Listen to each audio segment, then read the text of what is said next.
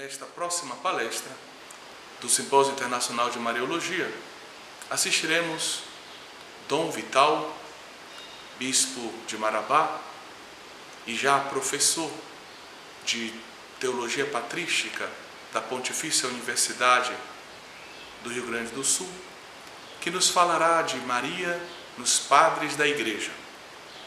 Ele abordará de modo especial os autores latinos, um patrimônio inestimável da nossa teologia.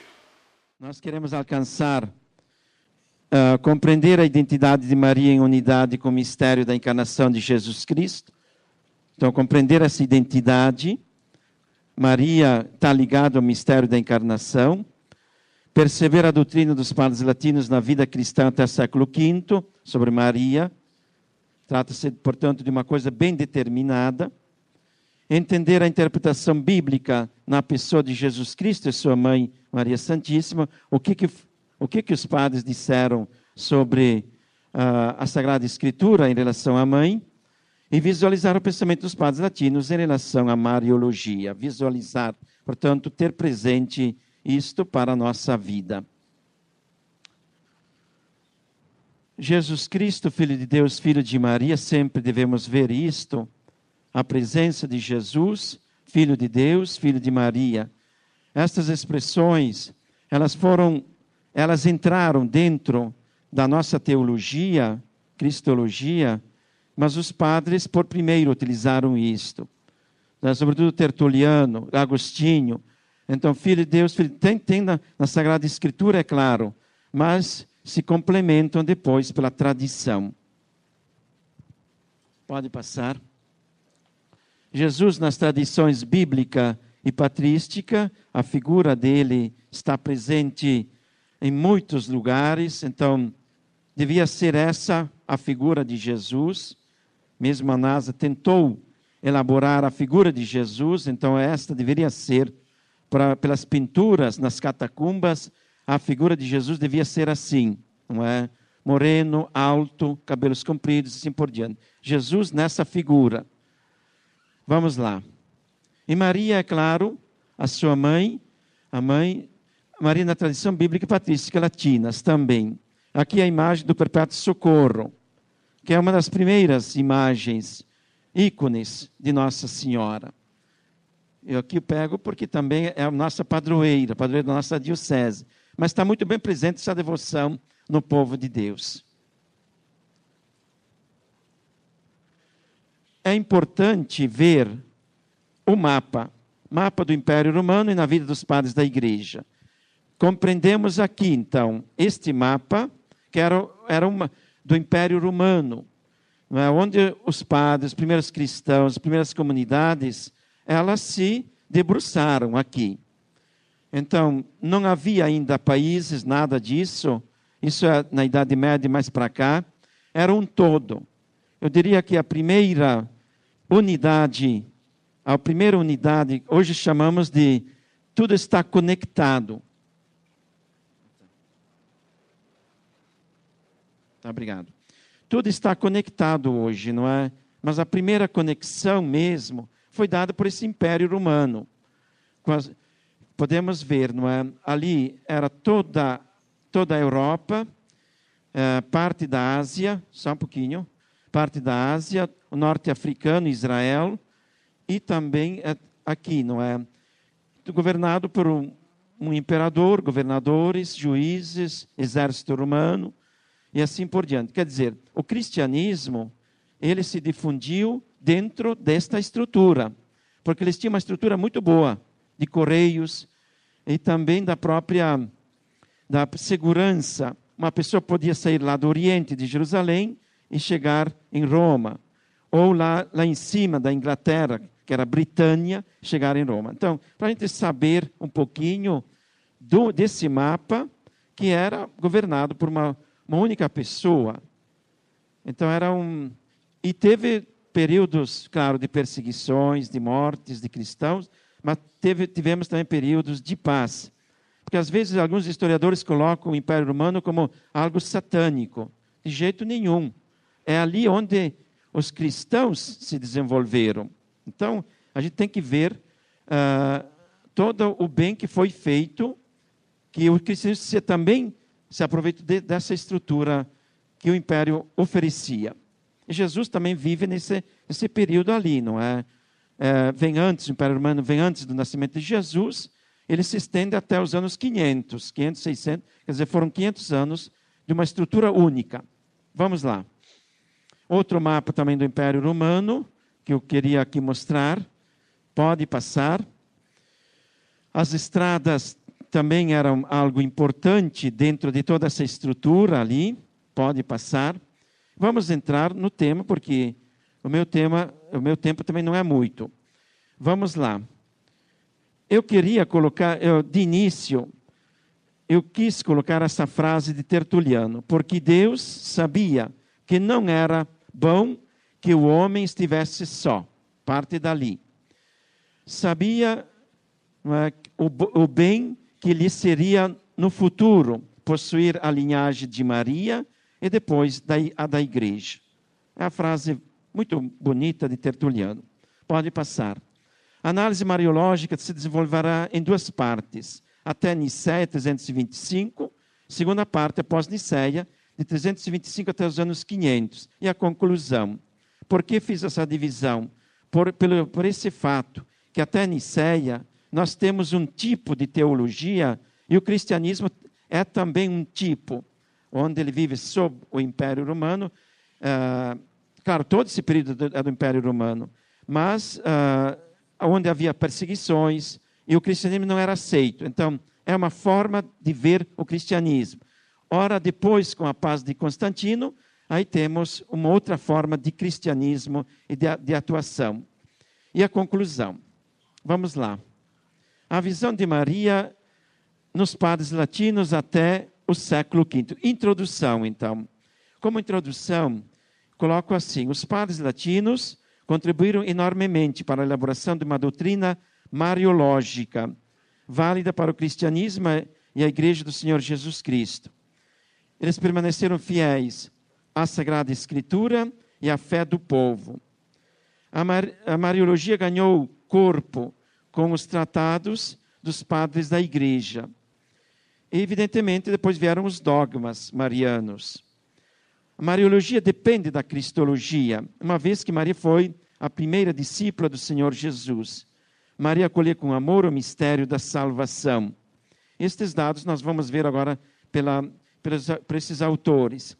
E uma doutrina mariológica foi se elaborando aos poucos, ao longo dos séculos, sobre a mulher que acreditou no Senhor, e que todas as gerações a chamariam de bem-aventurada.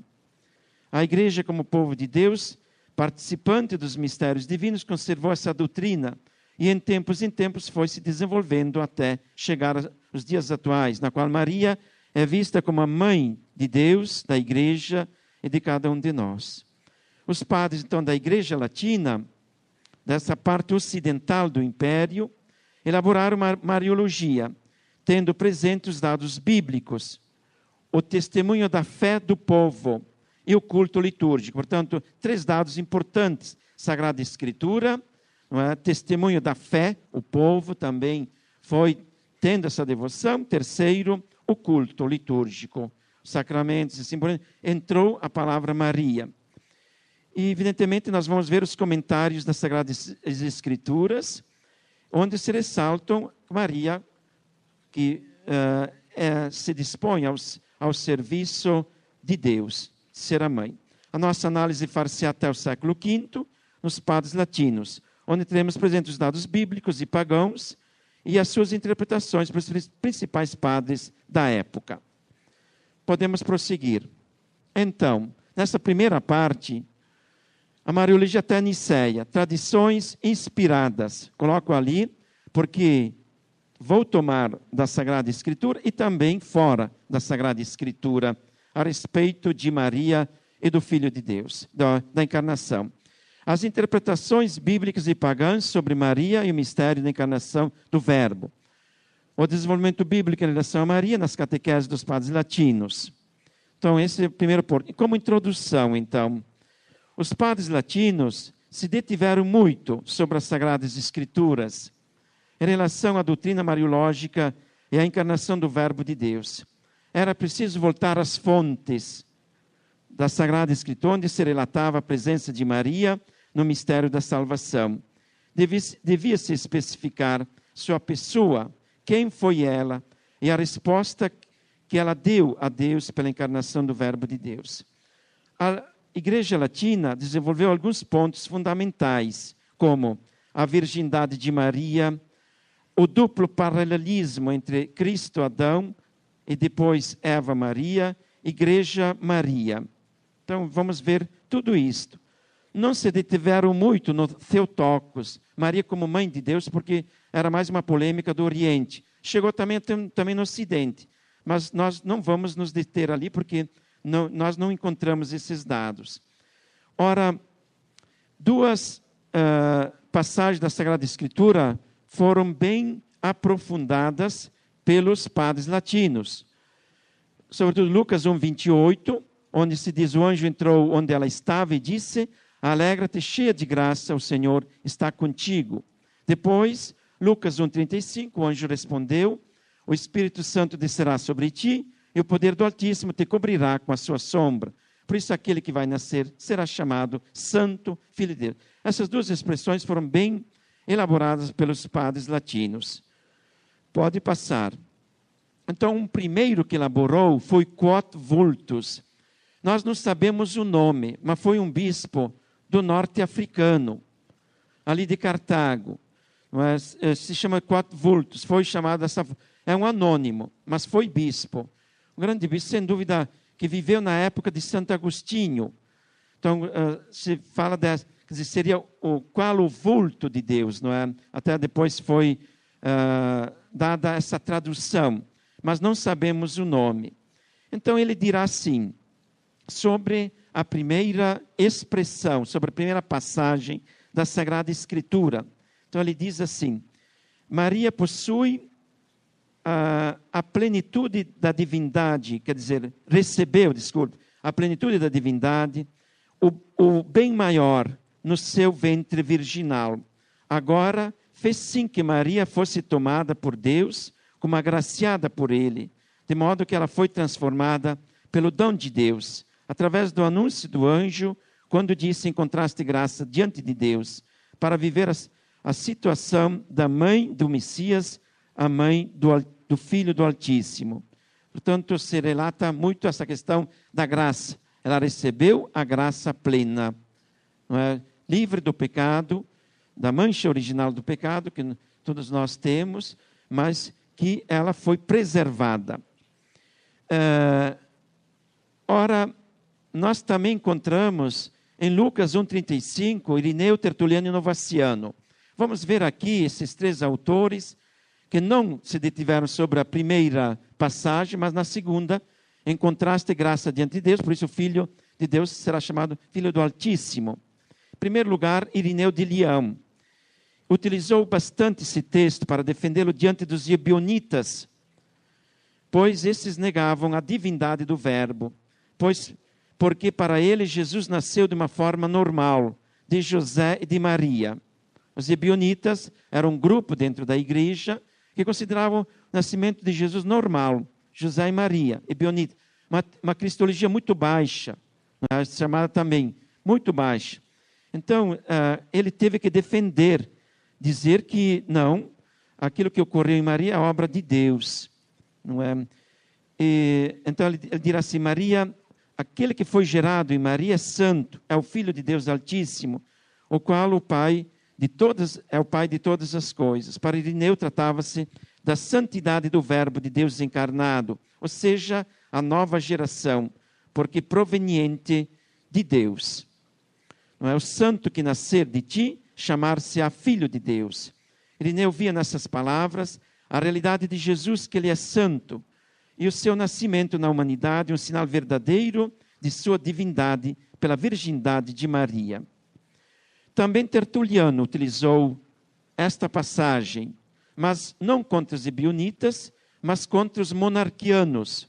Os monarquianos, eles queriam salvaguardar a unidade em Deus, mas negavam as pessoas. Negavam. Então, a um único Deus, mas as três pessoas eram desconsideradas. Por isso, Tertuliano defenderá no Adversus Pratium, que é uma obra dele, que o homem Jesus, nascido de Maria, era verdadeiramente filho de Deus, antes Deus. Aquele que nascerá de Maria é filho do Altíssimo.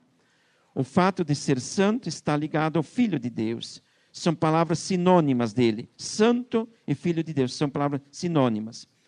E colocou a importância da unidade entre Jesus, aquele que nasce de Maria, e o Filho de Deus. É o mesmo.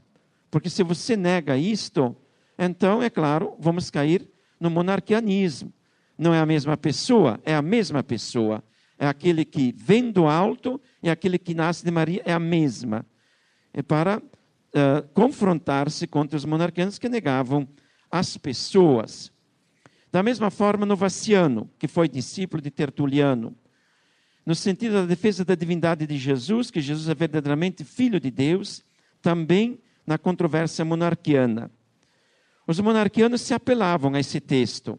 Vocês veem que os hereges, aqueles que não estavam em comunhão com a doutrina cristã, também se apelavam à Sagrada Escritura, no sentido que havia uma distinção entre Jesus e Cristo, no qual o Cristo igual ao Pai, é o Espírito Santo, e Jesus nascido de Maria, o Filho do homem, que chamavam Filho de Deus, no sentido de que ele foi adotado como Deus. Vejam bem, adotado, não era Filho de Deus, foi adotado, foi assumido como Deus, então, evidentemente, se negava a sua divindade, não era Deus. Então, Novaciano também confrontou os monarquianos. Depois, tivemos outras interpretações nesse período aqui. A gente deve entender que não era tudo claro. Para nós é claro. Temos a clareza das coisas hoje. Pelo menos, né? Procuramos ter a clareza pelos estudos, pelos teólogos, né? Pelo magistério da igreja e pela fé do povo. O culto mariano que é dado a Nossa Senhora. Mas na época não era bem claro. Então, havia uma certa confusão nesta interpretação de Lucas 1,35 do Espírito Santo com o Cristo pré-existente. Para uns autores, até ortodoxos, né, sobretudo Justino, Tertuliano e o outro, Irineu, que achavam que Espírito Santo e o Cristo pré-existente seriam a mesma pessoa. O Logos, o Filho de Deus pré-existente e o Espírito Santo. Então, houve também outras interpretações. Claro, devemos entender a época, não podemos condenar daqui para trás, devemos nos engajar lá. Nem tudo era claro. Não havia uma sagrada congregação para a doutrina da fé, não é? Claro, não havia isso. As pessoas iam fazendo a sua própria teologia e nos concílios, ali a pessoa era julgada pelos concílios, Niceia, Constantinopla, Éfeso, Calcedônia e outros.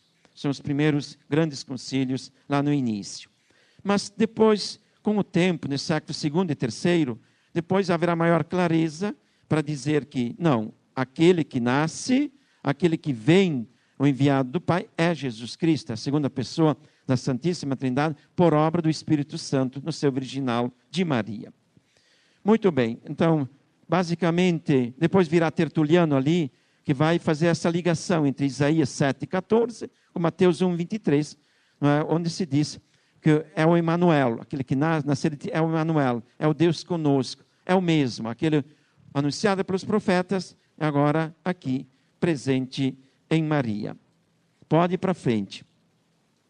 Essa figura também é vamos ver logo mais, dos oráculos, pode passar, os oráculos sibilinos, as sibilas, também algo procurei buscar fora da revelação, algo importante que se fala de Maria, da encarnação. Por que isto? Porque também para eles foi-lhes dada essa graça. Se a gente olhasse os reis pagãos, né? Os reis magos, não é?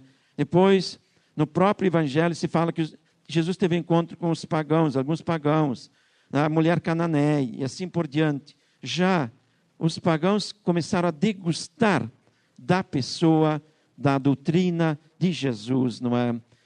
Então, também para eles, nós tivemos aqui no século II, século III, esses oráculos pagãos, sibelinos, as sibilas famosas, que era uma sacerdotisa sibila, e que profetizou, como se diz, dentro do paganismo, depois entrou dentro do judaísmo e cristianismo, a presença de alguém assim famoso, não é?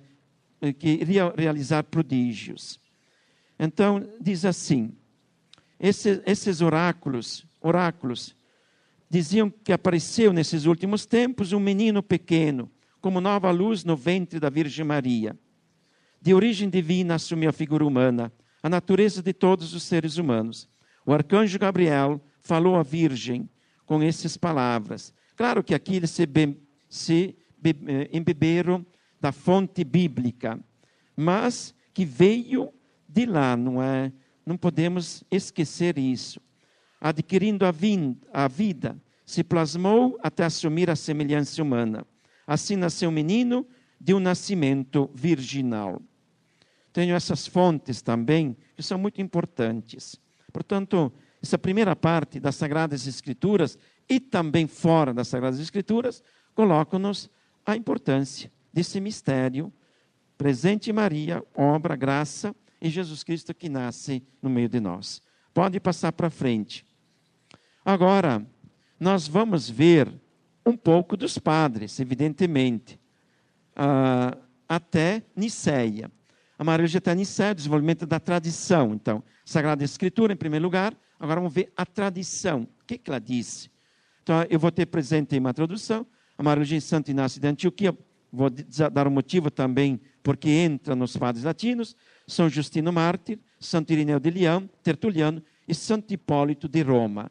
Então, nós vamos ter esses 5 padres agora bem presentes. Pode passar. Isso aqui pode ser muita informação, mas vocês vão ver a beleza desses padres, como eles elaboraram a doutrina mariana. Então, introdução. Desenvolvimento da Mariologia Latina até o Concílio Vaticano II, do ponto de vista da tradição, não mais tanto da Bíblia. A Mariologia, entendida como a doutrina da Igreja Católica sobre Maria Santíssima, está dentro do desenvolvimento dos dogmas do catolicismo. Os pronunciamentos do magistério da Igreja sempre foram precedidos pelas considerações dos padres da Igreja e pelo censo dos fiéis, o census fidelium. Isso é muito importante, gente. O censo dos fiéis, quer dizer, o clamor do povo.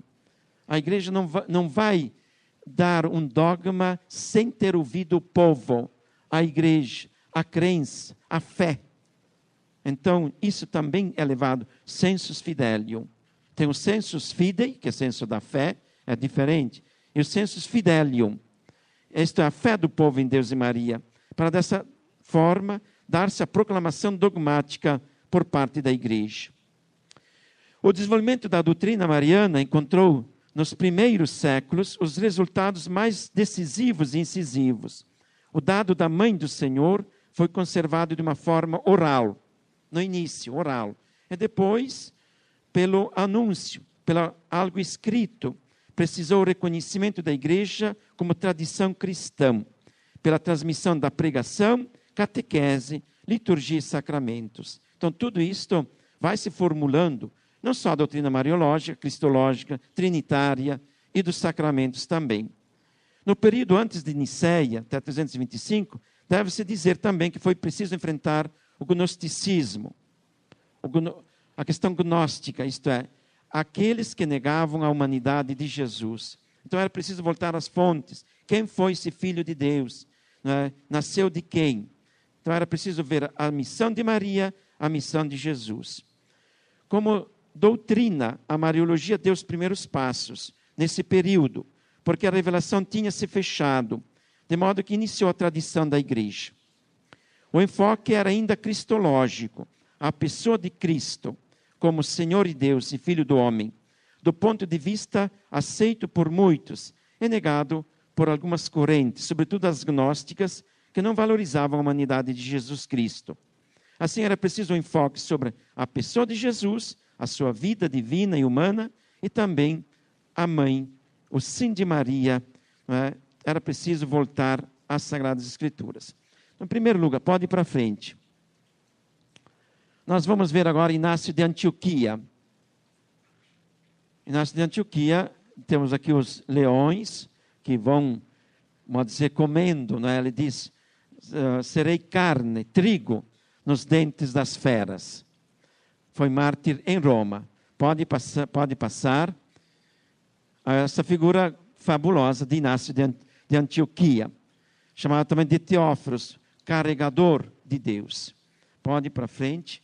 Então, a Mariologia em Inácio de Antioquia. Por quê? Porque ele morreu em Roma. Eu coloco como padre latino, porque ele morreu em Roma. Assim como Pedro é o primeiro Papa, e a nossa referência é Roma, porque Pedro morreu em Roma. E Paulo também. E Inácio morreu mártir ali no início do século II. Veio lá de Antioquia e está dentro da Mariologia latina. Derramou seu sangue na capital do império. Mereceu uma atenção à sua cristologia e também à sua Mariologia. Ele afirmava a dupla geração de Cristo, a eterna por parte de Deus e terrena por Maria, preparando dessa forma o dogma cristológico de Calcedônia. Depois, ele elaborou a famosa expressão communicatio idiomatum, que é a transparência das duas naturezas pela unidade do Verbo. Então, eu posso falar de Deus, do Filho de Deus, a partir da realidade humana. E posso falar do Filho de Deus, da realidade humana, a partir da sua realidade divina, pela unidade da única pessoa. Um único Deus em duas naturezas. Então, ele tem presente isto. Ele diz assim, na afirmação que o nosso Deus, Jesus Cristo, foi gerado no seio de Maria, divindade, humanidade, pela descendência de Davi, mas por obra do Espírito Santo, segundo o plano de salvação de Deus. Communicatio idiomatum, troca das propriedades, que é uma expressão cristológica que entrou muito na nossa cristologia. Os cristólogos, eles vão depois falar aqui para vocês, não é? Então, Inácio de Antioquia, primeiro. Segundo, vamos lá. Justino de Roma, veio lá da Palestina, morreu em Roma, mártir. Pode passar. A Mariologia em São Justino de Roma. Então, Justino, ele é famoso porque no paralelo Cristo-Adão, de 1 Coríntios 15:45, contrapõe aquele de Maria e Eva. Foi o primeiro a fazer isto. De Cristo, Adão, Cristo, então Eva, Maria. Ele deu importância à missão de Maria na história da salvação como modelo de obediência e aceitação da palavra de Deus. Na obra Diálogo com Trifão encontramos, de fato, quando ainda era virgem e incorrupta Eva, tendo concebido a palavra que a serpente lhe disse, deu à luz a desobediência e a morte. A Virgem Maria, porém, concebeu fé e alegria, quando o anjo Gabriel lhe anunciou a boa notícia que o Espírito do Senhor viria sobre ela, e que a força do Altíssimo a cobriria com a sua sombra, através do que o santo que dela nasceu seria o Filho de Deus. E por isso ela disse, faça-se em mim segundo a tua palavra. Então, vocês estão vendo, Eva desobedeceu, Maria obedeceu. Ele afirmava que Cristo Jesus veio ao mundo por meio da Virgem Maria, pois ela assumiu o mistério de Cristo. Para Justino, a concepção virginal de Jesus era estreitamente ligada à sua filiação divina. Antes era o seu sinal mais essencial. Os cristãos consideravam um sinal extraordinário, único e irrepetível, por parte de Deus, comparável a uma nova criação. O fato que Jesus fosse concebido por Maria era obra do Espírito Santo, de modo que excluir a geração humana por parte de José era algo essencial em Justino, a partir dos evangelhos, para ser defendido diante dos pagãos e dos judeus, pois achavam que Jesus nasceu homem dos homens. Como eu falei antes, os ebionitas consideravam nascimento normal, uma cristologia muito baixa. Então, era preciso dizer, não, foi por obra do Espírito Santo. Depois, Justino teve presente os mitos pagãos sobre Jesus Cristo, o primogênito de Deus, que nasceu sem relação carnal, demonstrando a superioridade do nascimento de Jesus Cristo, o Salvador da humanidade. Aqui ele teve presente o nascimento de um Deus e de uma mulher terrena, Perseu, por exemplo, que não teve um pai terreno, vem diretamente de Zeus e de uma virgem. Depois Dionísio nasceu 2 vezes de uma mulher mortal e depois se tornou Deus. Percebendo esses dados, ele teve presentes a superioridade das narrativas bíblicas em relação às narrativas pagãs. Os mitos eram falsificações, ele dizia, das narrações bíblicas. O demônio falsifica as escrituras, engana os homens. Há um engano, segundo eles, do nascimento virginal, levando em conta a profecia de Isaías 7,14, como nós vimos, aquele que nascer da Virgem será chamado de Emanuel. Então, Justino afirmava que se realizou a vontade de Deus narrada pelos evangelhos, não como um conto de fadas, assim como eram as narrações dos poetas. Esse nascimento é considerado um mistério para Justino. Para a descendência de Cristo não admite explicação humana. A concepção virginal de Jesus e Maria era para Justino uma concepção fundamental, percebida nos sinais de Deus para com o ser humano, maravilhoso e digno de ser aceito pelo gênero humano. Então, basicamente, ele coloca isto, né? A desobediência e a obediência, e o nascimento de Jesus como algo superior aos mitos pagãos. Não é? Portanto, sem a colaboração humana. Vamos lá. Irineu de Leão. Aqui eu vou me deter um pouquinho mais, né, neste autor. Pode passar. Província da Gália no Império Romano, que seria a França, um pouquinho mais até. Você vê que, portanto, todo o Império Romano era dividido por províncias. Ele era lá também do Oriente, foi discípulo de Policarpo, que por sua vez Policarpo foi discípulo de João. Então estamos ainda dentro do clima da revelação, praticamente. Um dos últimos, João, Policarpo, Irineu. Não é? Estamos dentro dessa linha, ali até os anos 200 ainda. Irineu de Leão, então, pode passar. Mariologia em Santo Irineu de Leão. Esse autor mereceu considerações importantes na teologia, cristologia e na Mariologia. Por quê? Vamos ver logo mais. A sua doutrina, ele colocou numa situação única no interior da soteriologia, da salvação, do mistério da salvação, realizado em Jesus Cristo, em ligação com a encarnação do Verbo de Deus e do plano da salvação. Como nenhum outro autor, aprofundou o duplo tema da recapitulação e da recirculação. Recapitulatio, recirculatio em latim. Vamos ver bem essas duas expressões. Evidentemente que a ideia da recapitulação influenciou a doutrina mariana de Irineu. Como vimos, Justino foi o primeiro a fazer o paralelo. Como eu disse antes, Adão, Cristo, Eva, Maria. Ficou nisso. Mas este autor, ele aprofunda mais. Desenvolveu mais esse paralelo, essa doutrina. Então ele diz assim: eis o Senhor, a tua serva, faça-se em mim segundo a tua palavra. Eva foi desobediente quando ainda era virgem. Se Eva, esposa de Adão, e ainda virgem, se fez desobediente, tornou-se por si só e por todo o gênero humano causa de morte, Maria, ao invés, esposa de um homem que foi para ela destinada e virgem, tornou-se por sua obediência, por si só e para todo o gênero humano, causa de salvação. Assim, para Irineu, a humanidade recebeu um novo gerador no lugar do primeiro Adão. E como a primeira mulher estava implicada com desobediência, a saída foi a assunção de um começo novo, concebido pela obediência de uma mulher, porque dá vida ao novo Adão. Esta se torna a verdadeira Eva, a verdadeira mãe dos viventes, causa de salvação, causa salutis.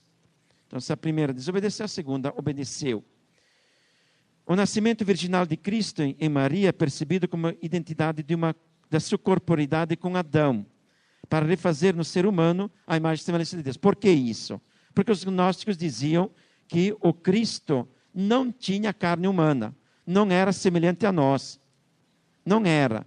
A sua carne não era humana. Ele ficou muito longe da realidade humana.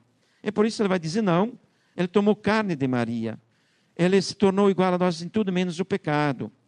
Portanto, era homem, era pessoa humana, sangue, que sofreu, não é? Que passou pelas nossas angústias e assim por diante, para refazer o primeiro Adão. Então, a recapitulação. Então, Jesus é o recapitulador. Ele recapitula tudo. Todas as gerações, as crianças, jovens, adultos, até chegar ao primeiro Adão.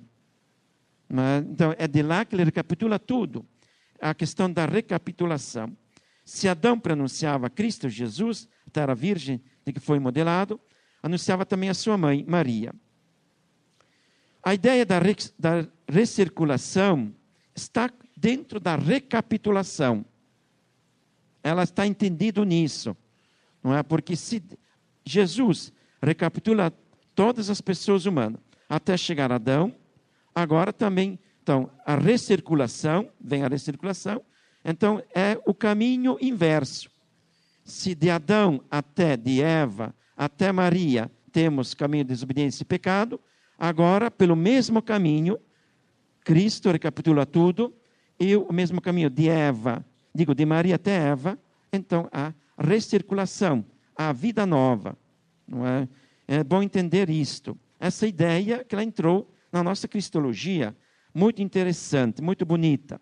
Então, temos um caminho de menos para mais, não é? Portanto, de Eva até Maria, não é? E de Maria, então, até Eva, algo que é reassumido pela vida e não mais pela desobediência.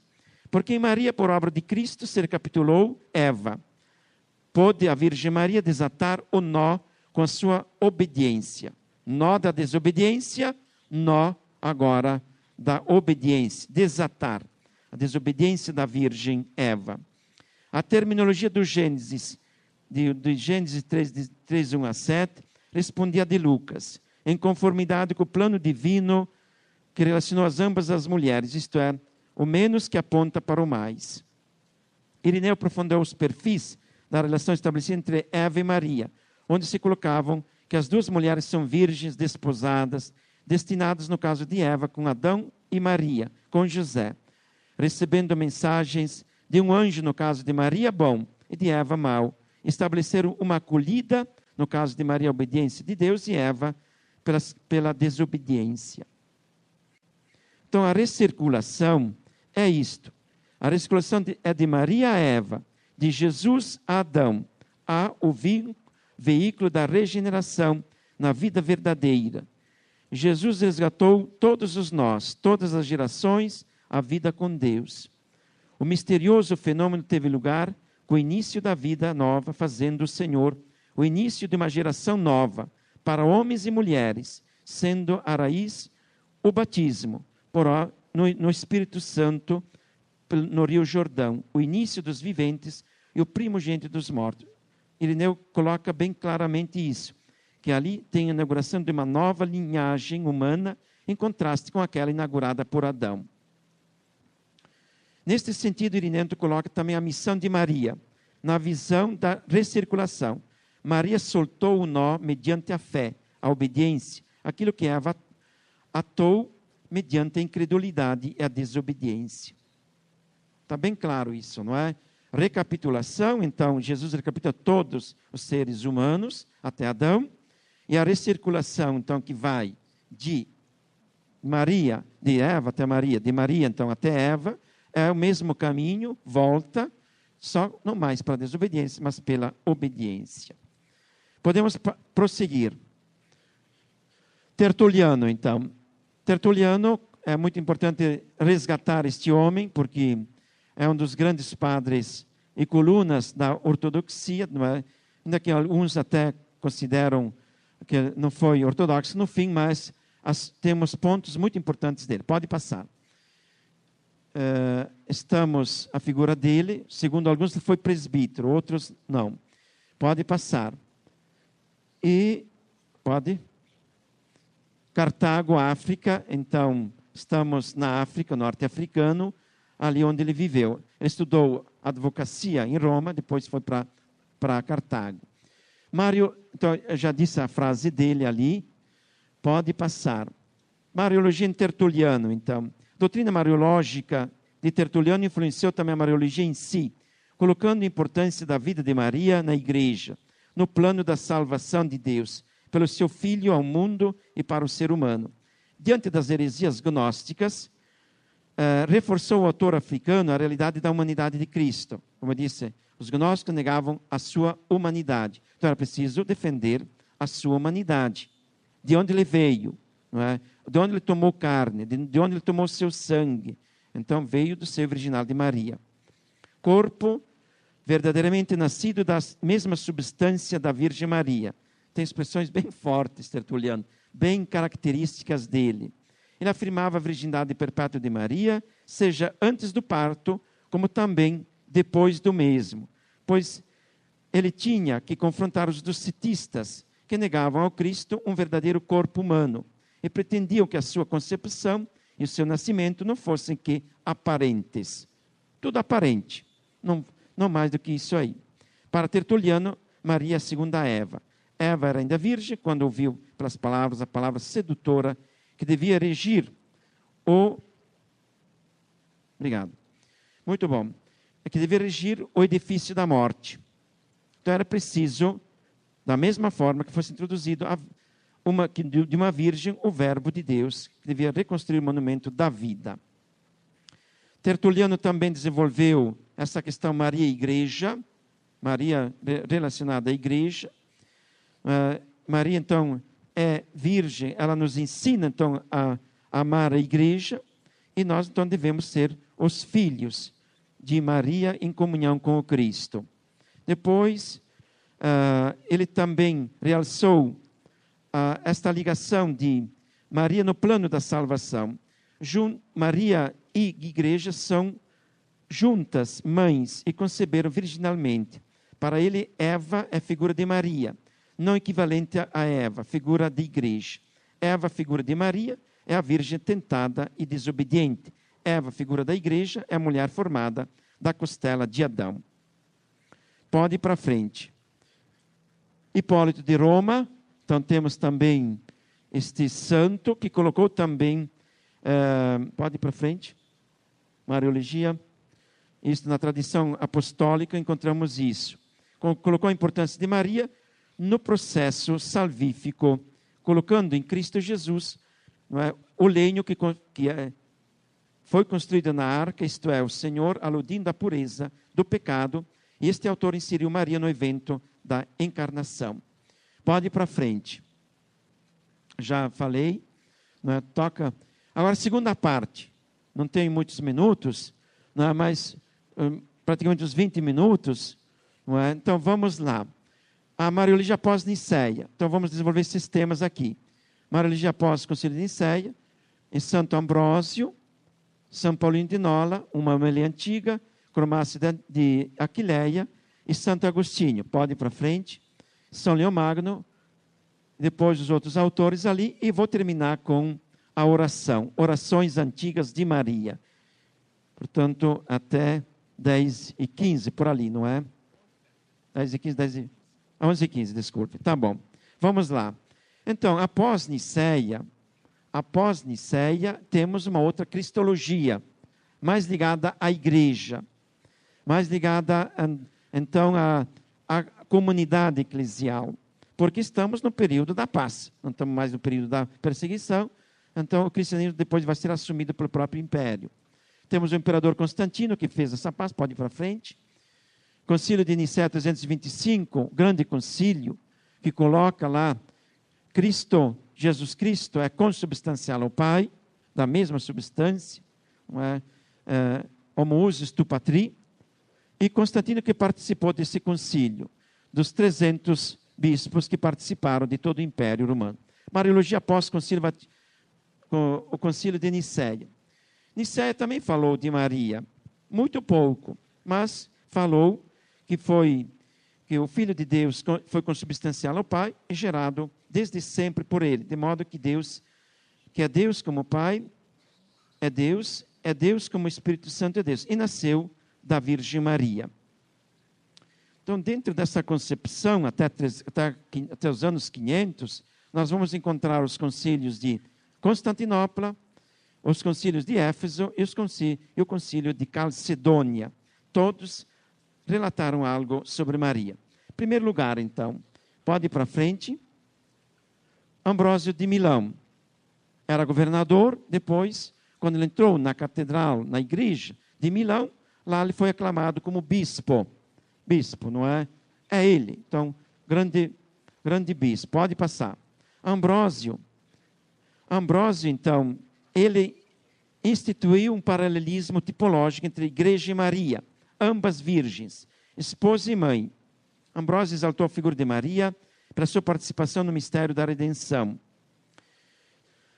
Maria foi uma mulher de caridade, porque ajudou a sua prima Isabel. Quando soube pelo anjo que seria a mãe do Senhor, foi logo à montanha para ajudar a sua prima Isabel. Isso foi não só pelo fato de sua confirmação da sua fé, mas pelo anúncio divino. Maria ouviu a palavra do Senhor e a meditou em seu coração. Portanto, coloca também essa questão da meditação de Maria e pronta para o serviço de Deus na humanidade. Pode ir para frente. Temos também, São Paulino de Nola. Também foi bispo no século IV, século V. Teve presente Maria e a sua resposta ao Senhor. Ó jovem, ele dizia, o anjo lhe disse, será mais bem-aventurada de todas as virgens que foram, são e serão em todo o universo, que a esfera do sol que circunda, escolhida pelo grande Deus a ser chamada mãe daquele mesmo que ele é pai. Ele via na concepção de Maria algo extraordinário da intervenção de Deus para o ser humano. Concebes um filho sem ter alguma relação humana, fecundada pela palavra de Deus. Então, esse também é um outro autor muito importante. Pode ir para frente. Homilia antiga. Temos também uma homilia antiga que foi utilizada, sem dúvida, depois do concílio de Niceia. Ó feliz Maria, ó Mãe gloriosa, concebeste e deste à luz, pobre no tempo, o teu autor, que existia antes dos tempos, o teu Criador. Vês que expressões bonitas, aqui mereceriam estudos e estudos. Ó parto feliz, louvado pelos santos, necessário aos perdidos salutar os vencedores. Tu és bem-aventurada e gloriosa, Virgem Maria. Tudo isso, por essas coisas, és digna de louvor, tu que mereceste o dom da fecundidade. E assim por diante. Então, uma homilia antiga utilizada também pelos padres da igreja. Pode ir para frente. Cromácio de Aquileia, bispo de Aquileia, morreu nos anos 407. Também coloca a relação Maria e Igreja. Que no cenáculo com Maria, que era mãe de Jesus, e com os irmãos dele. Não se pode, pois, falar da igreja se não se tem presente Maria, a mãe do Senhor. Pode ir para frente.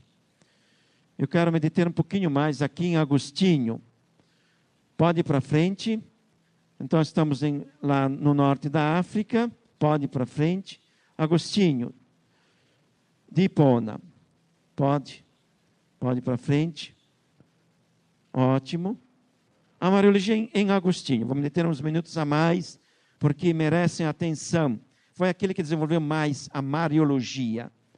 Aquele que desenvolveu muito mais do que os outros autores. Em primeiro lugar, então, coloca a maternidade divina, a geração do filho. Como poderemos confessar na regra de fé que acreditamos no Filho de Deus que nasceu da Virgem Maria, senão o Filho de Deus, mas o Filho do homem nasceu da Virgem Maria?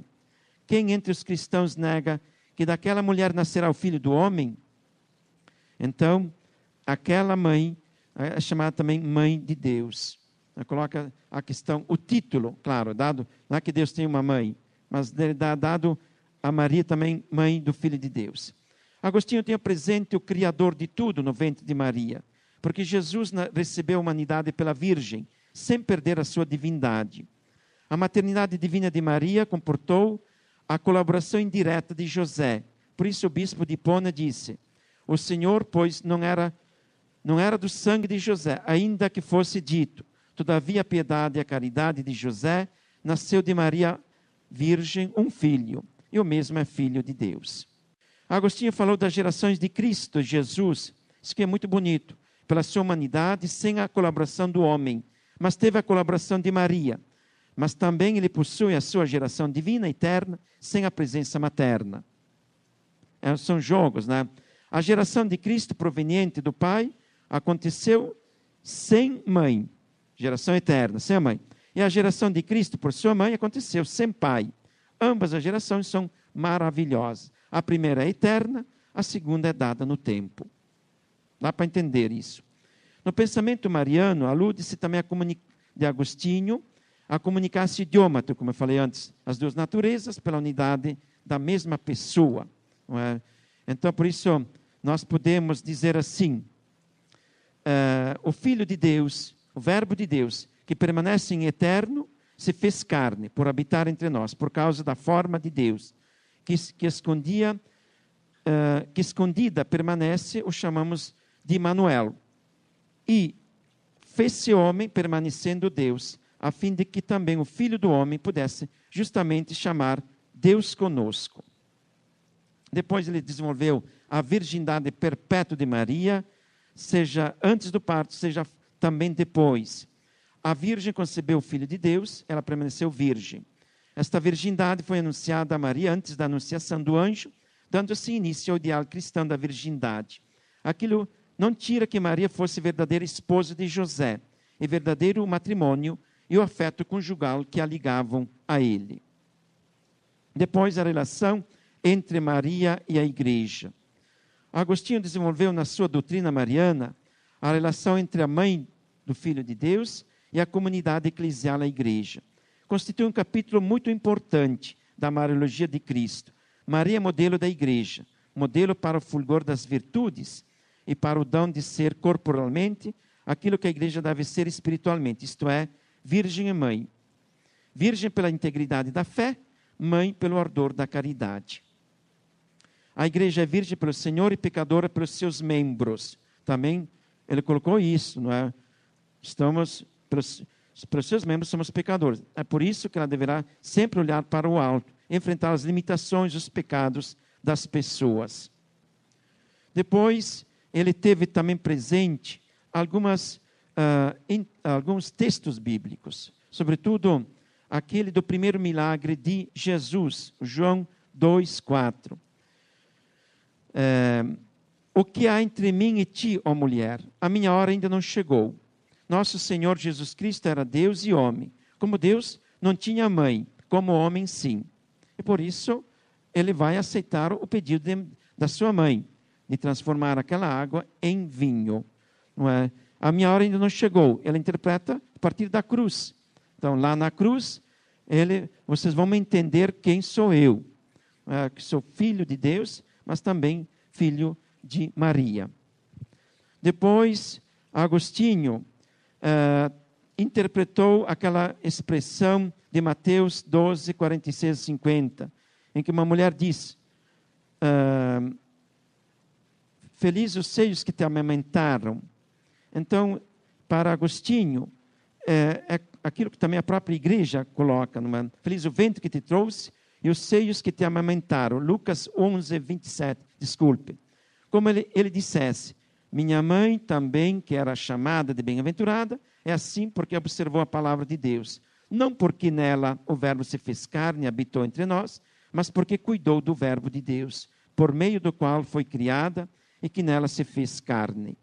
Não gozam os homens, os filhos segundo a carne, exultem antes se no Espírito Santo são unidos a Deus. Então, Agostinho, claro, aqui, como eu disse, tem muitas coisas aqui muito interessantes, mas depois, claro, com o texto que vocês vão receber, vocês vão ver a importância da Mariologia em Agostinho, que depois passou pela própria teologia, cristologia, e que entrou muitas expressões dentro do nosso culto, até nos prefácios. Pode ir para frente.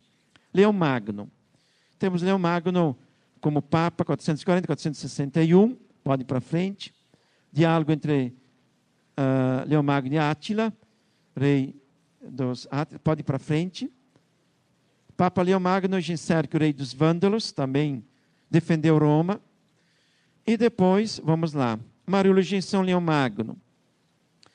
São Leão Magno foi papa num período difícil, mas como conciliador, trabalhou muito a questão, seja da cristologia, seja também da vida civil do povo de Deus, defendendo o povo diante das invasões. E ele tem uma expressão muito bonita, consubstancialis patris, consubstancialis matris, isto é, Maria é Jesus é consubstancial ao Pai e é consubstancial à Mãe. Então é preciso compreender esta relação pela unidade do Verbo, unidade de Deus. Porque consubstancial ao Pai, ele faz a vontade do Pai. Consubstancial a nós, então ele se torna a nós em tudo menos o pecado. Vive a realidade humana, ama, não fica ausente, trabalha, luta, quer dizer, denuncia o pecado das pessoas. Então a gente vê essa expressão de São Leão Magno. Pode ir para frente. Mariologia em Rufino de Aquileia, também temos aqui a relação de Cristo com a igreja e Maria também com a igreja. Ela que recebeu a graça de conceber na carne o Filho de Deus. Pode ir para frente. Temos também São Vicente de Léry, soldado romano, depois foi presbítero na província da Gália, nos anos 450. Estamos chegando ao fim, quase. São Vicente de Léry, também ele desenvolveu a communicatio idiomatum, a troca das propriedades, que é uma expressão cristológica, que entrou na cristologia. Por isso, está divinamente escrito que o Filho do Homem desceu do céu e que o Senhor da Majestade foi crucificado. Senhor da Majestade, que seria, foi crucificado. E, portanto, o Filho do Homem desceu do céu. Filho do Homem, na verdade, eu posso trocar as expressões da realidade humana em Cristo para a realidade divina para a realidade humana, pela unidade da mesma pessoa. Pode ir para frente. Outras considerações sobre Maria.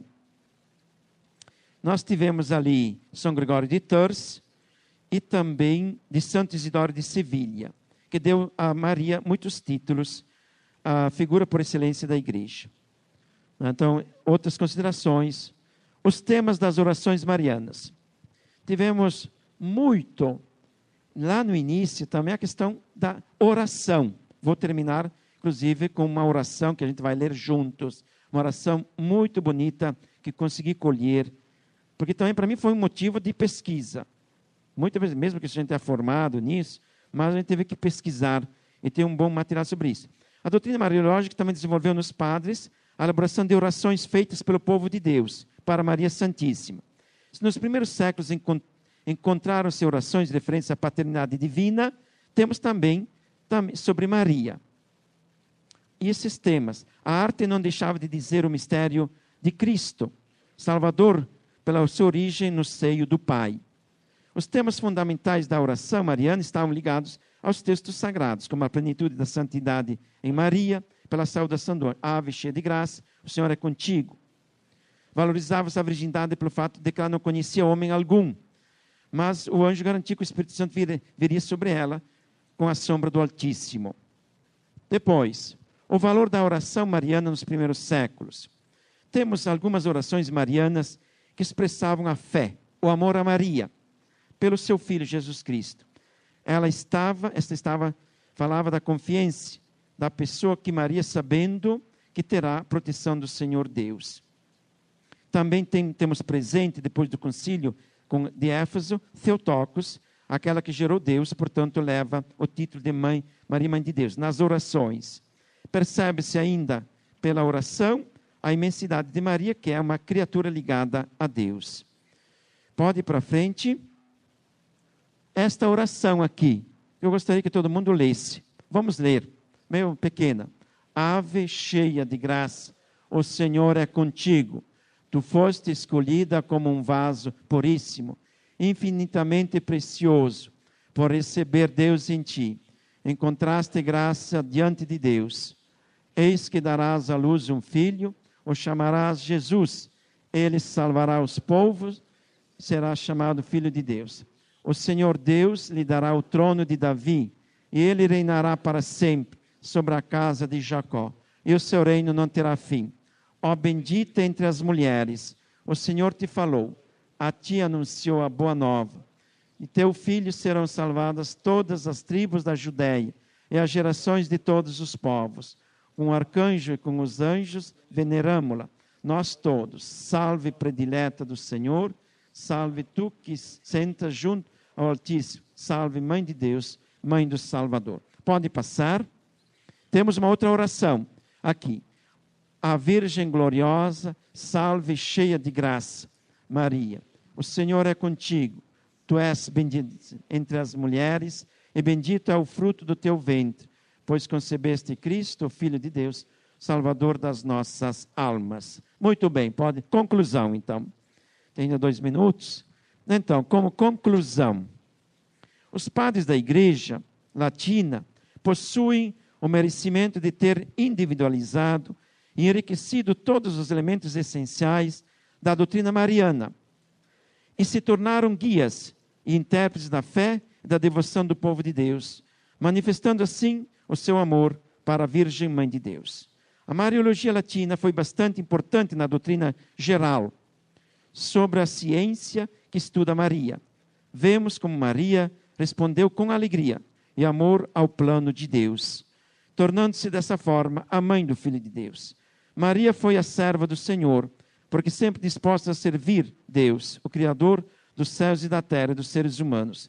Maria viveu o amor de Deus, de modo que as gerações iriam chamá-la de bendita. Por isso, os padres da Igreja, os primeiros escritores, descreveram a importância de Maria na vida pessoal, comunitária e social. Maria foi fiel à palavra de Deus. A Mariologia Latina contribui muito para que a fé em Maria, manifestada hoje pelo povo de Deus, tivesse as suas raízes na Bíblia, nos evangelhos, na tradição, na fé, na esperança e na caridade do povo de Deus. Deus seja louvado por ter nos dado Maria, que amou seu Filho Jesus Cristo, e nos ensina a amar Jesus, a sua igreja.